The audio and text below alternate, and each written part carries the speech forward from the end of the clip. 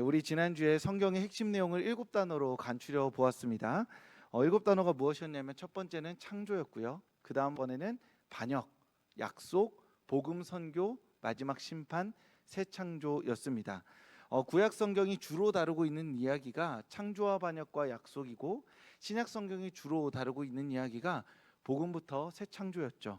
그런 의미에서 성경은 시작과 끝에 대한 이야기라기보다 더 정확히 말하자면 오늘 이 7단어로 보자면 시작으로부터 새로운 시작을 향해 가는 이야기라고 볼 수 있습니다. 즉 끝이 있는 것이 아니라 성경의 맨 마지막 절 이렇게 딱 읽으면 다 끝났다 이게 아니라 우리가 하나님 안에서 영원히 살게 될 새로운 창조, 새로운 시작을 꿈꾸게 되는 이야기라고 볼 수 있다는 것이죠. 그리고 이 7가지 핵심 단어들은 우리가 가진 근본적인 질문에 답을 하는 이야기이기도 합니다. 그래서 지난주에 4가지 질문을 함께 살펴보았는데요. 첫째는 어디에 있나? 그리고 나는 누군가? 세상은 도대체 뭐가 잘못되어 있나? 그리고 해결책은 무엇인가? 이것이 인간이 가진 근본적인 질문이고, 이 질문에 답하기 위해서 이 세상에 똑똑한 사람들, 종교를 가진 사람들, 여러 가지 가치와 생각을 가진 사람들이 답하며 살아가는 곳이 이 세상이라 말씀드렸습니다. 그리고 우리는 지난주에 우리 이 세상은 어디, 무엇인가라는 것에 대한 답으로서 우리가 사는 이 세상 하나님께서 창조하셨고 하나님의 선하심으로 다스리고 계신 세상이다라고 말씀드렸습니다. 그래서 우리는 기도할 수 있는 거죠. 하나님께서 다스리고 계시니까요. 그리고 이 세상 가운데서 소망을 발견할 수 있습니다. 왜냐하면 이 세상 가운데 하나님의 선하심이 담겨 있기 때문입니다. 그리고 오늘은 그 두 번째 질문으로서 우리는 누구인가에 대한 질문에 함께 하나님의 말씀을 가지고 답하고자 합니다. 성도님들, 이 질문이 내려졌고요. 자, 오늘 이 시간에 한 분씩 나오셔가지고 자, 나는 누구인가? 라고 딱 말해야 된다고 생각해 보겠습니다. 시키진 않을게요. 저도 이런 부분에서는 약간 내향인이어서 레크레이션 시간이나 이럴 때 막 시키면 굉장히 창피해서 하기 싫어하는 스타일이라서 잘 안 시킵니다. 어쨌든 이 질문이 나왔어요. 난 누군가? 라고 하면 아마 여러 가지로 자기에 대한 설명을 하겠죠. 우리는 보통 성별, 직업, 출생지, 혈액형, MBTI 뭐 이런 것들로 설명합니다. 저는 너 누구냐라고 묻는다면 AB형이고요. 그리고 MBTI는 ENFP입니다. 요 혈액형과 MBTI를 잘 알고 있는 사람들은 제가 그 AB형과 MBTI, ENFP에 굉장히 근접한 존재로 이렇게 이야기를 합니다. 근데 막 칭찬 같진 않아요. 이렇게 제가 알고 있는 AB형 성격, 혹시 AB형 있으신가요? 네, 손 들지 마세요. 안 돼요, 안 됩니다. 난감해집니다. 막 칭찬받는 혈액형은 아니었던 걸로 알고 있고, ENFP도 막 그렇게 긍정적인 성격 유형은 아니었던 것 같아요. 그러니까 우리가 이렇게 각자에 대해서 설명하라고 할 때 나는 어디 살고요, 누구요라고 이렇게 말하는 이유가 사실은 엄밀히 말하면 나를 잘 몰라서예요. 내가 내 평생 나를 돌아보고 내가 누군지 막 생각하는 게 아니라서 이 질문을 딱 받으면 나를 설명할 어떤 틀을 원하게 됩니다. 그래서 혈액형이든 MBTI든 직업이든 성별이든 그걸 통해서 내가 어떤 사람이다 라고 말하는 것을 즐겨하게 되는 이유가 나에 대한 설명을 잘 하기가 어려워서이기도 하다라는 것이죠. 그런 의미에서 우리가 나는 누구인가 라고 할 때 내가 매번 설명할 때마다 나는 어떤 혈액형이 이렇고요, MBTI가 이렇고요, 어디서 태어났고요, 그 태어난 삶에서 어떤 역할을 맡았습니다 라고 말함으로써 나를 설명하기보다 더 근본적으로는 그리스도인이니까 하나님의 말씀으로 나를 설명할 수 있어야 하겠죠. 저라는 사람이 서울에 있는 그 휘경동에서 태어나서 둘째 아들로 태어났고 합천 이씨 경상도 아버지 아래에서 태어났으며 뭐 어느 대학을 나왔고 이런 걸로 구구절절히 저를 설명하면 그 사회적인 규범 안에 저를 집어넣는 게 되는 것이죠. 그런데 그 사회적 규범과 정의가 아니라 그리스도인은 한 단어로, 한 문장으로 나를 설명할 수 있어야 됩니다. 우리는 누구죠? 오늘 성경 말씀에 읽은 것처럼 하나님의 형상입니다. 너는 아니야, 너 서울에서 태어났잖아. 아니, 그게 아니라 난 하나님의 형상입니다. 너 남자잖아. 아니, 남자와 여자이기 이전에 하나님의 형상으로 살아가는 사람들입니다. 내 자산이 얼마 있고 내가 어떤 교육을 받았고 그 모든 사회적인 어떤 규범으로 내가 정의 내려지기 이전에 하나님의 형상으로 내가 살아감으로써 그렇게 성경 말씀이 나를 규정하게 해야 한다는 것이죠. 오늘 우리가 읽은 이 본문 말씀을 통해서 하나님의 형상이라는 의미를 두 가지로 살펴보고 그 안에서 은혜를 나누고자 합니다. 내가 나를 하나님의 형상이라고 고백할 때 그 의미는 첫째, 우리가 하나님의 다스림을 이 세상에 드러내도록 창조되었다라는 의미를 담고 있습니다. 저는 하나님의 형상입니다라는 것은 내 인생의 소명이 이 세상 가운데 하나님의 다스림을 드러내기 위해 부름받은 존재다라고 나의 소명을 확실하게 붙드는 고백이라는 거죠. 이 단어가 많이 쓰여 있는, 하나님의 형상이 많이 쓰일 때 그 고대의 제국은 어떤 사회였냐면, 한 왕이 그 땅을 다스리게 되면 일단 내 동상을 짓습니다. 그래서 거기 중간에 세워놔요. 그리고 보통은 돈에 자기 얼굴을 새겨 넣습니다. 그래서 그 돈이 통용되는 곳마다 나의 통치가 이루어지는 곳임을 드러내죠. 그 당시에는 지도가 정확하게 있었던 것이 아니기 때문에 내가 일단 점령은 했는데 점령하게 어디서부터 어디까지 내 땅인지 불분명하다는 것이죠. 그러니까 동상을 통해, 주화를 통해서 내가 어디까지 통치하는지를 드러내고자 했습니다. 그런 의미에서 우리가 하나님의 형상이다라고 고백한다는 건 그 당시 사회에서는 내가 하나님의 뜻대로 살아감으로써 내가 속한 이 바운더리는 하나님의 통치와 다스림을 받고 있는 곳이다라는 걸 확인해 주는 것이었죠. 그런 의미에서 유대인들은 율법을 지킴으로 말미암아, 율법이 지켜지는 곳은 하나님의 통치와 다스림이 이루어지는 곳이겠죠. 만약에 율법이 안 지켜지는 곳이면 이방인의 땅이 되는 겁니다. 그러면 이방인의 땅을 점령한다는 것은 단순히 그 이방인 왕을 죽이는 게 아니라 그 땅에 율법을 구현해내는 삶을 살아가게 하는 것이 하나님의 형상, 하나님의 다스림을 드러내는 것이었습니다. 그런 의미에서 유대인들에게는 율법을 지키냐 지키지 않느냐가 너무나 중요하였던 것이죠. 그런 의미에서 오늘 우리 그리스도인들에게는 율법이 그 가치와 기준이 되는 것이 아니라, 아주 단순하게 좀 거칠게 요약하자면 우리가 늘 고백하듯이 사랑이 바로 하나님의 형상을 드러내는 핵심 가치가 되는 겁니다. 우리가 사랑하면 그때 우리가 하나님의 형상으로서 자신의 정체성을 드러내는 것이고, 사랑하는 곳마다 하나님의 다스림이 이 땅 가운데 드러내는 일이다라고 말할 수 있는 것입니다. 그런 의미에서 서로를 사랑하는 것만이 온전히 하나님을 드러내는 거의 유일한 방법이라고 말할 수 있는 것이죠. 물론 세상은 이렇게 이야기합니다. 사랑보다 돈이 더 하나님을 빨리 드러낼 수 있다. 이 세상 가운데 돈이 가진 힘이 어떤 의미에서는 하나님을 드러낼 수 있는 어떤 좋은 방법이다라고 이야기합니다. 저는 종종 생각합니다. 현실적인 상황을 압도할 수 있는 돈이 있다면 한 100만 원, 200만 원, 요거 약간 짜치잖아요. 100만 원, 200만 원은 뭐 별일 없잖아요. 근데 한 얼마라고 해야 되나? 이럴 때 늘 제가 말할 때마다 약간 제 어떤 그 범위가 생각나서, 저는 한 50억 정도면은, 이 정도면 압도적인 돈 아닌가요? 아닌가요? 네. 50억 정도 있으면 그런 생각 들 것 같지 않나요? 이 세상 살만하다. 그런 생각이 들 수 있다라는 것이죠. 그 얘기는 무엇이냐면, 물이 이제 여름 장마철마다 물이 새는 집에서 살아가는 사람보다 65층 펜트하우스에서 세상을 군림하듯이 이렇게 살아가는 사람이 이 세상이 참 살만하고, 그 사람이 그리스도인이라는 가정하에서 하나님의 살아계심을 더 실감하지 않을까라는 생각을 하게 된다라는 것이죠. 어떠신가요, 성도님들? 우리는 말은 그 어디나 주 예수와 동행하니 하늘나라라고 고백하지만, 기왕이면 장마철마다 물이 새는 집보다는 65층 한 100평 되는 뭐 이렇게 펜트하우스에서 계절과 어떤 날과 상관없이 이렇게 안정적으로 살아가는 것이 이 세상에서 하나님의 선하심을 느끼기에 더 좀 편리한 삶이 아닐까라고 현실적으로 우리는 생각하게 된다라는 것이죠. 그런 의미에서 돈이 주는 안락함과 행복의 크기가 분명히 있습니다. 살아가면서 더욱 느끼게 되죠.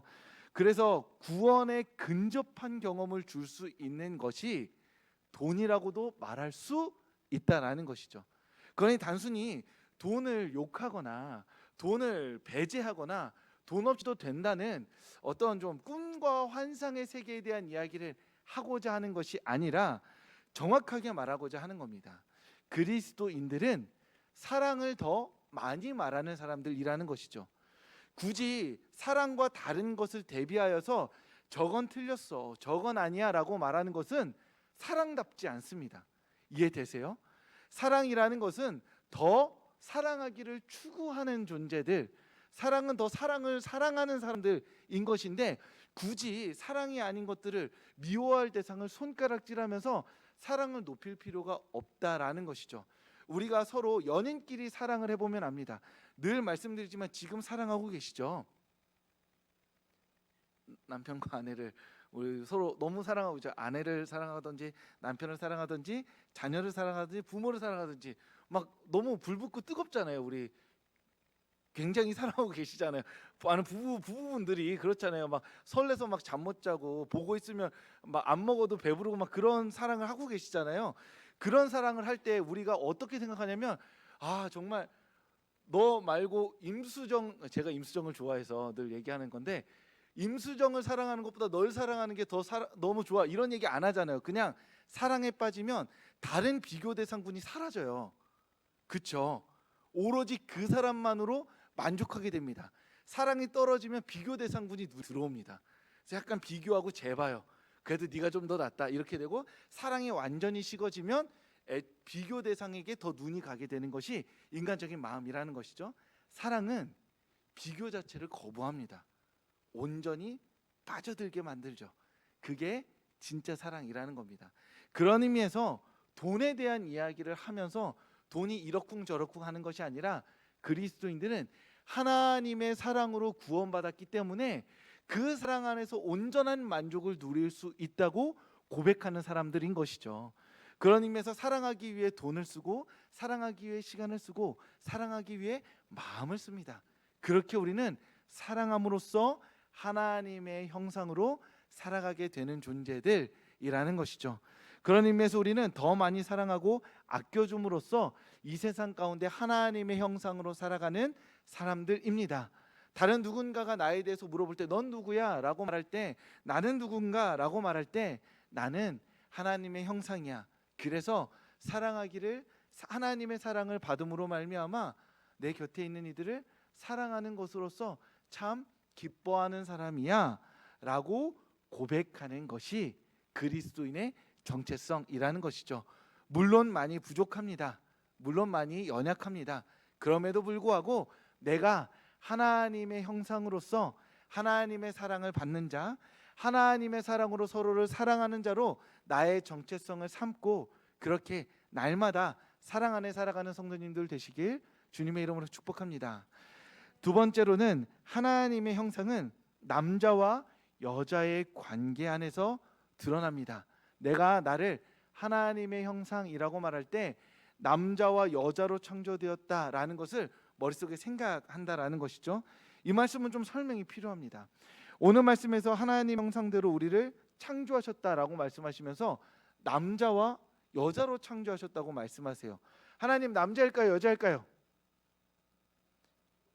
그냥 하나님이죠. 하나님은 남자도 아니고 여자도 아닙니다.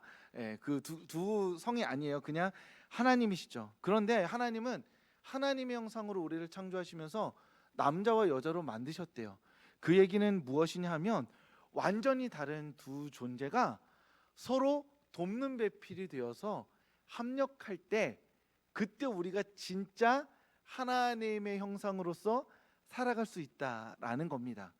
하나님은 우리가 고백하는 하나님은 한 분이시지만 성부, 성자, 성령으로 온전히 세 분이라는 오래된 기독교의 신앙 고백인 삼위일체가 있습니다. 즉 우리가 하나님을 고백할 때 온전한 한 분, 동시에 완벽히 구별되는 세 분이라고 해서 삼위일체라는 신학적 고백을 우리가 드리죠. 그 얘기는 무엇이냐 하면 하나님은 한 분이시지만 각자 다른 존재가 온전히 하나 되어져 있는 그 셋이지만 하나인 그 삼위일체로서 존재함으로써 하나님다움을 드러내신다는 건데, 그것을 우리가 남자와 여자로 고백할 때 나와, 남자인 나와 여자인 너는 완전히 다르지만 다르니까 배제하고 밀어내고 잘라내는 것이 아니라 하나님의 뜻을 위해 합력하여 선을 이룰 때 그때 온전히 하나님의 형상으로서 우리가 하나님께 영광 돌릴 수 있다라는 겁니다. 예수님의 제자들 중에 마태랑 시몬이 있었습니다. 베드로 말고요. 그렇게 됐을 때 마태는 직업이 세리였고, 그리고 시몬 중에 다른 시몬은 예수님의 제자 중에 열심당원이 있었습니다. 열심당원 시몬은 우리나라로 치면 독립운동가예요. 무장 독립운동가입니다. 그래서 암살할 표적을 정해서 암살하는 것이 열심당원의 주요 목표였습니다. 친로마주의자들을 암살함으로써 유대의 독립에 대한 어떤 불을 붙이는 것이 열심당원의 할 일이었어요. 그러면 이 열심당원들이 노리는 암살 주요 인물들 중에 누가 있었냐면 세리가 있었습니다. 왜요? 그 세금 받아 이렇게 먹어가면서 그렇게 그 유대인들을 핍박하는 존재로서 가장 손쉽게 이렇게 암살할 수 있는 자들이 세리였기 때문입니다. 그래서 세리는 꼭 로마 군인들을 고용하며 다녔습니다. 그래서 세리와 군사들은 꼭 같이 다녔거든요. 그런데 예수님의 제자들 중에 세리 마태가 있고 열심당원 시몬이 있었다는 것은 자신의 사상과 자신의 다름과 자신의 어떠함을 잠시 내려놓고 예수 그리스도 안에서 함께 하나님 나라를 꿈꾸었다라는 겁니다. 서로 완전히 다른 존재들, 서로 원수가 될 수밖에 없는 자들이 예수 그리스도 안에서 하나님의 뜻이 이루어지기를 갈망하며 함께 협력하는 것, 그것 자체가 바로 하나님의 형상의 대표적인 모습이라는 것이죠. 그런 의미에서 내가 하나님의 형상입니다 라고 고백한다는 것은 나는 나와 완전히 다른 사람, 내가 도저히 견딜 수 없는 사람, 나와 완전히 결이 다른 사람까지도 하나님 안에서 함께 합력하여 선을 이루고자 기도하는 사람입니다 라고 고백한다는 것이죠. 이해되시나요? 내가 하나님의 형상이라고 고백한다는 것은 나는 도저히 쟤랑은 같이 밥상머리 못 앉겠다. 맞아요, 못 앉을 수 있습니다. 그런데 교회에서는 같이 앉을 수 있다는 거죠. 예수님의 이름으로는 같이 앉겠다는 겁니다. 그 마음과 결단을 가지고 살아가는 사람이 바로 하나님의 형상인 저입니다 라고 고백하는 겁니다. 우리는, 저와 성도님들은 다른 어떠한 존재가 아니라 하나님의 형상입니다. 그 형상 안에서 사랑하는 사람이고요, 완전히 다른 사람까지도 함께 하나님의 뜻 안에서 합력하여 선을 이루기 위해서 힘쓸 수 있는 사람, 그것이 바로 내가 나를 하나님의 형상으로 고백할 때의 아주 중요한 의미인 것입니다. 그리고 오늘 이야기에서 한 가지 더 보태어서 말씀드리고자 하는 것은, 내가 하나님의 형상으로서 우리가 누군가를 사랑한다고 말할 때 가장 먼저 사랑해야 하는 존재가 있는데 그것은 바로 나입니다. 나는 앞서 말씀드렸듯이 내가 나를 알지 못하고 이해할 수 없는 이유가 있다면, 나는 분명 열심히 살아가고 선하게 살아가고 정직하게 살아가고 그렇게 내가 원하는 모습대로 살아가고 있는데 이상하게도 내가 원하는 대로 내가 살지 않아요. 나는 그걸 말하고 싶지 않았어요. 그런데 말이 그렇게 나왔습니다. 그럼 집에 가서 너 왜 거울 보면서 오늘 왜 그렇게 말했어? 라고 말하면서 나를 향해서 이렇게 쏘아붙이고 내일 아침에도 내가 원하는 나답지 않게 살아가는 나를 발견하게 된다는 것이죠. 우리가 하나님의 형상으로서 남자와 여자, 즉 완전히 다른 사람과 함께 밥상머리에 앉아서 하나님의 뜻을 이룰 수 있는 존재라는 것은 가장 근본적으로는 가장 이해할 수 없고 용납할 수 없고 받아들일 수 없는 나까지도 내가 사랑하고 아껴주어야 한다라는 것입니다. 그런 의미에서 하나님의 형상인 나는 저 멀리 있는 누군가를 사랑하기 위해 상상하는 것이 아니라 무엇보다도 가장 가까이 있지만 가장 이해할 수 없는 나를 사랑하기를 선택하고 나를 아껴주기를 선택하고 나를 돌보아주기를 선택함으로써 먼저 나와 마주함으로 하나님의 형상이 되고, 그 하나님의 형상으로서 이 세상 가운데 서로를 사랑하고 아껴주는 자로 부름받았음을 기억하는 우리 서울교회 성도님들 되시기를 소망합니다. 그런 의미에서 사랑으로 하나님을 드러내고 서로 사랑함으로써 하나님께 영광 돌리는 우리가 되어야 할 터인데, 다만 사랑은 언제나 원수를 생각나게 합니다. 자꾸 사랑하라고 하면 가장 싫은 사람을 생각하게 돼요. 사랑의 불가능성을 머리에 염두하게 됩니다. 그래서 하나님, 사랑하기가 참 어려워요. 따져 묻게 되는데, 오늘만큼은 이번 한 주는 먼저 사랑하라는 하나님의 말씀에 나를 사랑하기를 생각해주고, 또 내가 사랑하고 나를 사랑해주는 사람들에게 사랑하기를 힘쓰는 우리 모두가 될 수 있기를 소망합니다. 그래서 사랑의 불가능성을 먼저 생각하는 것이 아니라 사랑해주는 행복과 사랑을 충만히 누림으로 말미암아 내 안에 사랑이 너무 많아서 너무 넘쳐서 누군가에게 주어야 될 것 같아요. 그럴 때 그래, 얘다, 내가 진짜 사랑하고 싶지 않은데 너에게라도 한번 줘본다 라는 마음으로 넘치는 사랑을 내가 사랑할 수 없을 것만 같은 사람에게 흘려보내줄 수 있는 우리 서울교회 성도님들 되시기를 소망합니다.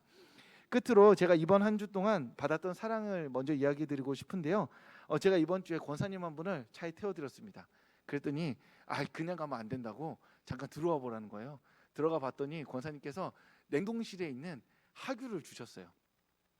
하귤 알갱이 다 까가지고 그렇게 달달하게 해서 냉동실에 얼려주신 걸 주셨거든요. 근데 예전에 몰랐죠. 하귤 까는 게 어렵다는 걸. 껍질 까는 것부터 힘들잖아요. 그 껍질 까는 것도 약간 화가 나게 하는데, 껍질 까고 그 알갱이를 까기 위해 겉에 있는 표피도 사실 굉장히 뜯는 것도 힘들고, 그 알갱이 하나하나가 얼마나 많은 수고와 눈물을 이렇게 머금고 깠는지를 제가 알고 있단 말이에요. 그러니까 그걸 받고 퍼 먹을 때마다 내가 사랑받고 있구나. 이 귀한 하귤을, 이 하귤이 나오기까지 얼마나 많은 노동이 있었는데 그 노동을 저에게 주심으로 말미암아 그 마음을 표현해줬다는 것만으로도 엄청나게 사랑받고 있음을 제가 느끼고 있다라는 것이죠. 며칠 전에 친구 만났습니다. 친구 만나서 차 마시고 얘기하는데 오랜만에 목사 친구를 만나가지고 편하게 이야기했거든요. 근데 그냥 위로가 되더라고요. 각자 살아가는 이야기하고 목사로서 이야기를 하면서 이제 서로 그냥 무조건 격려해 주는 거야. 잘하고 있어. 너 내가 뭐 하고 있는지 뭐 어떻게 아냐? 몰라, 그냥 잘하고 있어. 어차피 모르니까 잘하고 있다고 칭찬해 주는 거예요. 에라 모르겠다고 무작정 칭찬해 줌으로써 약간 용기를 북돋아 주는 거죠. 서로의 삶을 알면 사실 그러기가 쉽지가 않아요. 못하는 게 보이거든요. 좀 아쉬운 게 보이거든요. 근데 서로 아예 모르니까 그냥 일단 칭찬을 이렇게 막 퍼부어 준 다음에 다음에 한 10년 뒤에 보려나, 다음에 볼 기약이 없거든요. 운 좋게 이번에 보게 된 거라서 막 칭찬을 해줬어요. 그러니까 어느 정도 거짓말이고 좀 이렇게 세워주려고 한 칭찬인 걸 알고 있으면서도 굉장히 기분 좋고 행복하게 되더라고요. 그러니까 하귤 퍼먹으면서 친구가 해준 칭찬을 생각하면서 나도 용납하고 싶지 않고 나도 이해할 수 없는 나를 조금 받아들이는 시간이 저한테 있었습니다. 그런 의미에서 사랑하는 성도 여러분, 더 멀리 어떤 사랑에 앞서 말씀드렸듯 불가능한 사랑을 하기 위해서 도전하는 이번 한 주라기보다 가까이 있는 사람들에게 사랑한다 말해주고 아껴주고 손 잡아줌으로써 사랑의 풍성함을 누리고, 그렇게 먼 사랑보다 먼저 하나님이 정말로 사랑하시는 나를 사랑해주고 아껴주고 칭찬해주고 복돋아주는 이번 한 주 되시기를 주님의 이름으로 축복합니다.